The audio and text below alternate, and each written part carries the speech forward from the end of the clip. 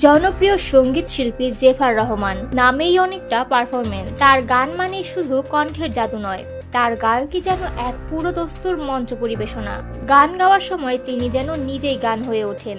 তবে এবার গান নয়, আলোচনায় এলো তার নাচ, তাও আবার রোবটের সঙ্গে। সম্প্রতি ভাইরাল হওয়া একটা ভিডিওতে দেখা গেছে জেফার রহমান গাইছেন তার জনপ্রিয় গান ঝুমকা।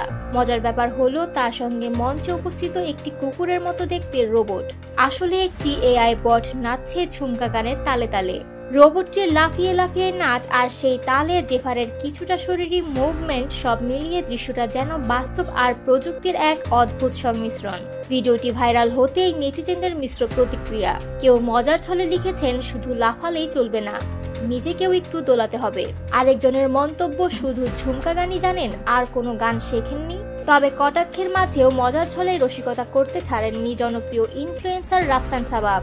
মঞ্চে উপস্থাপক হিসেবে এসে হেসে বললেন, জেফার এতদিন মানুষকে নাচিয়েছেন, এবার রোবটকেও নাচালেন। তবে এটাই প্রথম নয়, এর আগেও মানিক মিয়া অ্যাভিনিউতে একটি কনসার্টে গানের চেয়ে নাচেই বেশি মনোযোগী ছিলেন জেফার।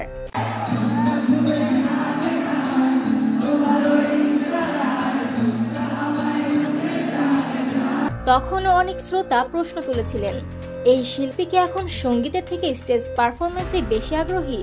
নেটিজেনদের কেউ কেউ আরো এক ধাপ এগিয়ে গায়কী নিয়েও তুলেছেন প্রশ্ন। তবে বিতর্ক যাই হোক, আলোচনায় যে জেফার রহমান রয়েছেন তার বলার অপেক্ষা রাখে না।